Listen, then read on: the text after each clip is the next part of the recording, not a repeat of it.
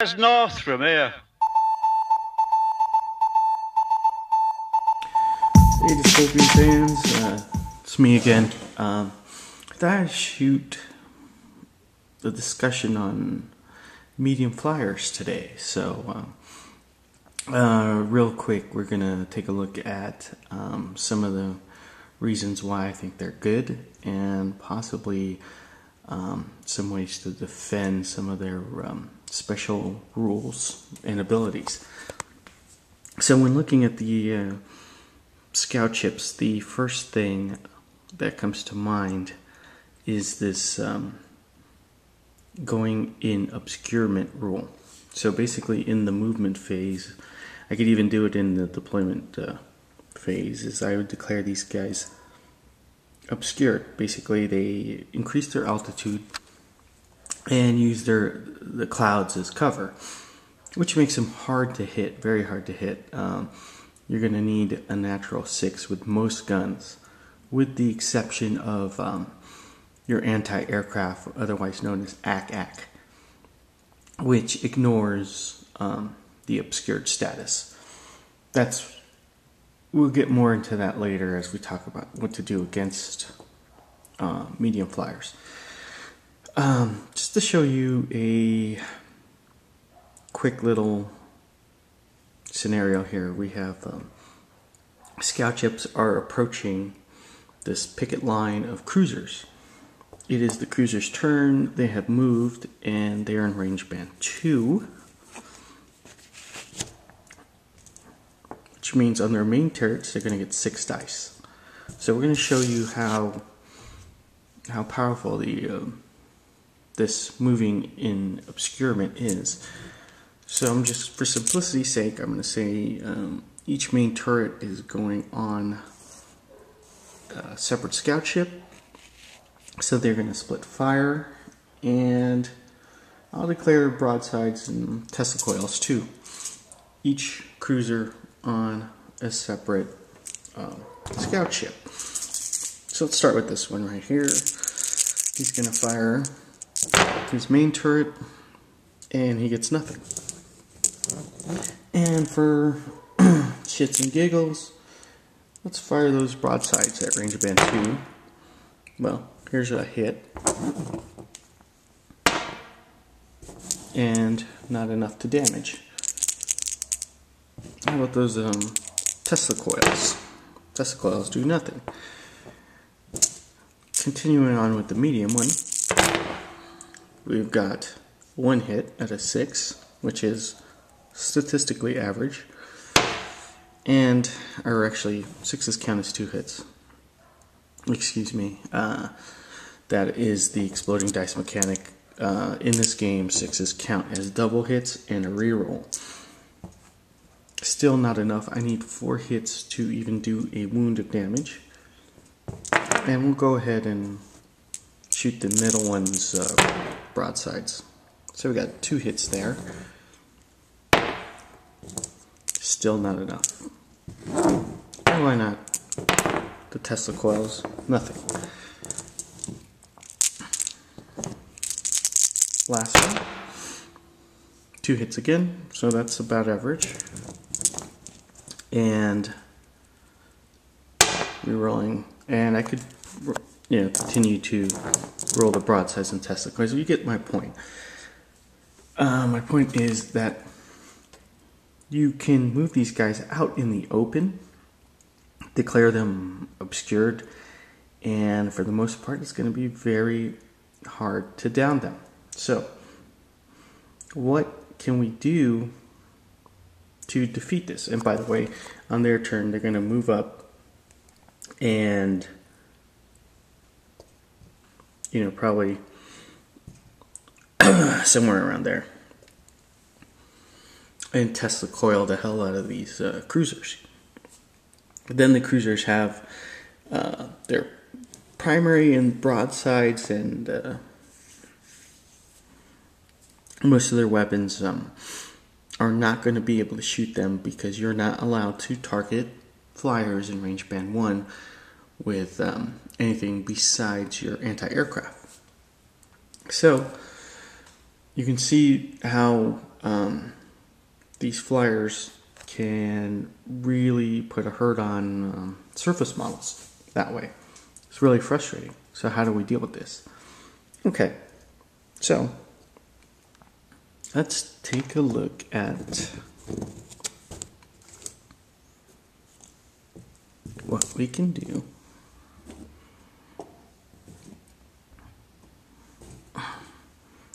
I should mention that looking at their stat card, what makes them really good is that they have 5 hull damage. So basically, to get them out in one activation, you would need a triple crit, which is going to be very hard to do.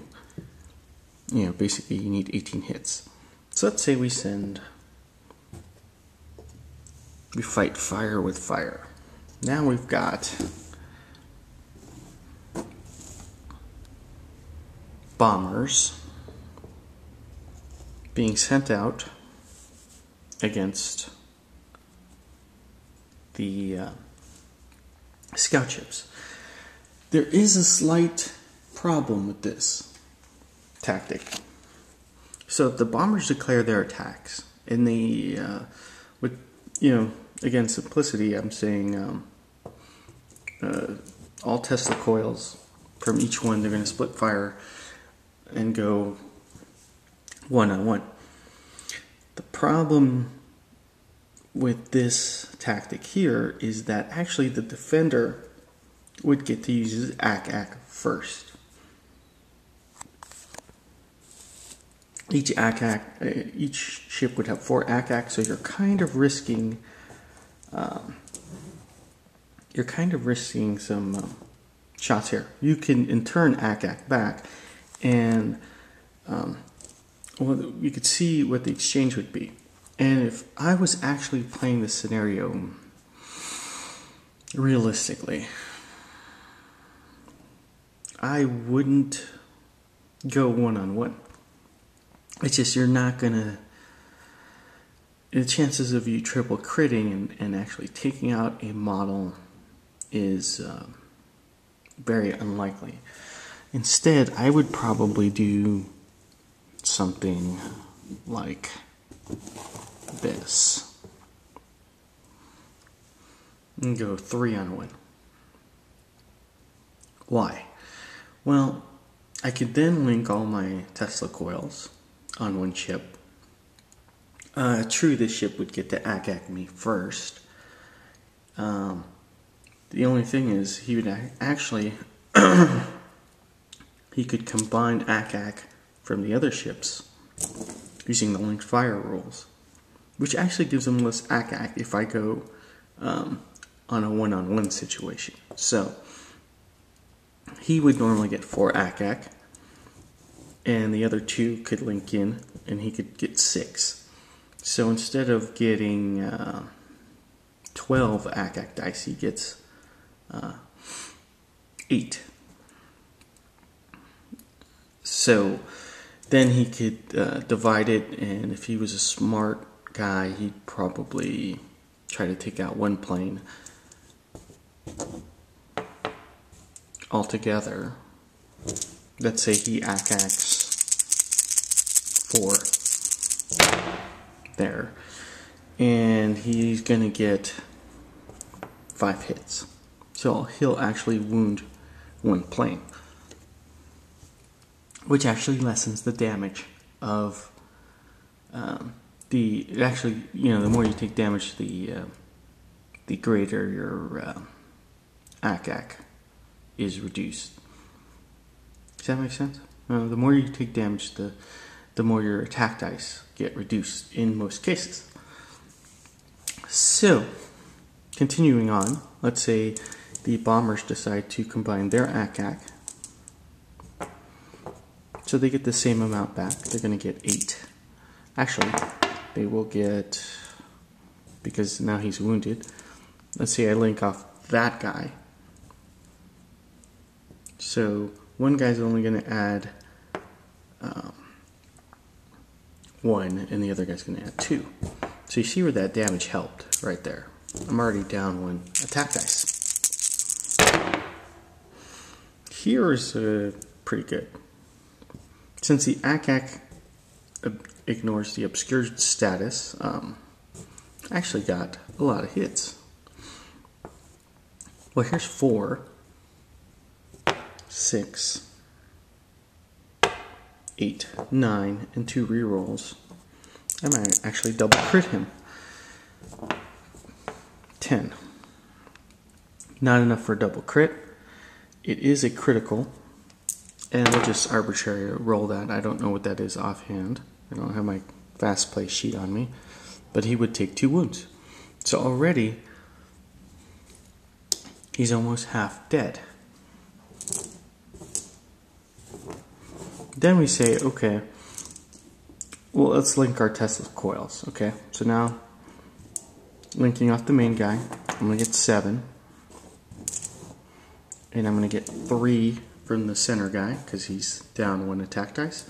But I'm also going to get 3 from the other guy, because you round down in this game. So, it's a lot of Tesla coil. Remember, they're still obscured. So I'm going to need 6s to hit him. So it gets a little there. And I roll nothing. Statistically, I should have rolled at least a couple 6s there.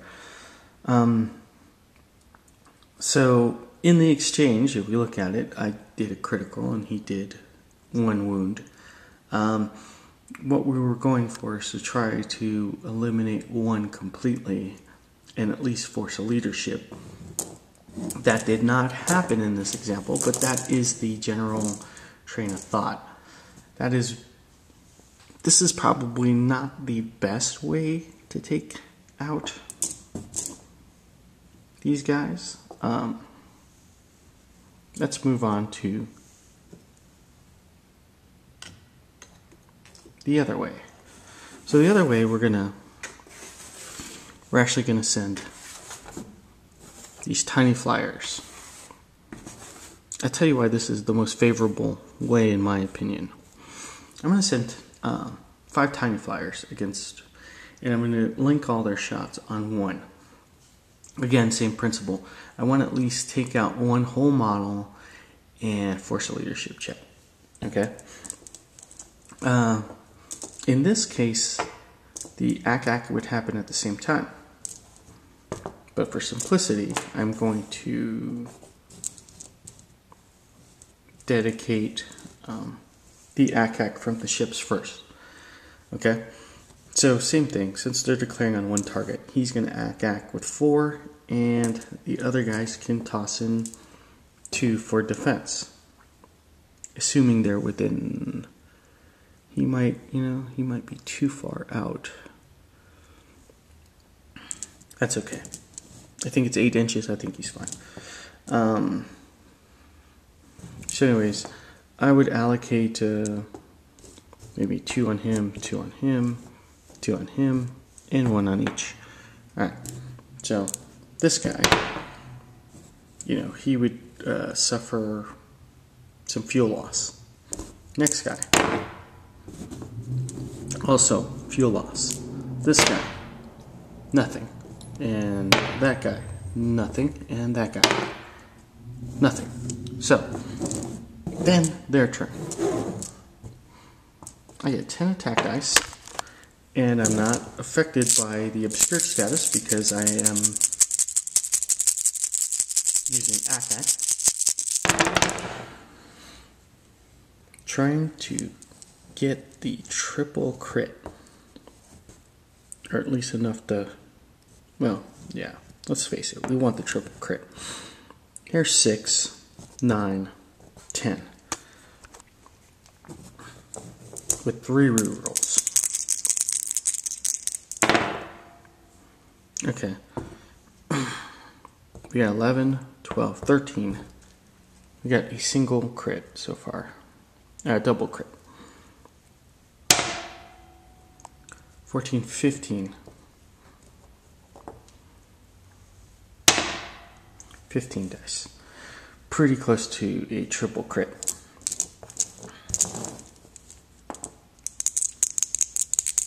Almost had it. Almost. So he's going to take whatever damage 9 is on the crit table. And we've got our boxcars. So he disappears into the ether. Whoop. So, tiny fighters are excellent in this type of situation. It's what I recommend the best to counter flyers because of the ACAC ignoring the obscured statuses. We can see we've successfully taken out one and forced the leadership check. Okay, they passed their leadership check, but we have, I need to mention that your tiny flyers are free. They cost 0 points. So in this exchange, I've risked 0 points to take out 65 points and force a leadership and take out, potentially 9 AF bombs that would be going after something. It's the ideal offensive way to take out medium flyers is to use the tiny flyers. Just in the sheer exchange alone, risking no points to take out, potentially almost 200 points if you can do it right. You're not going to do it in one turn. You want to send waves of fighters in, but the fighters are fast enough with the moves as high as, some of them are going like 16, some of them, depending on what nation you play, are going 18. So another good defense, of course, is to cap.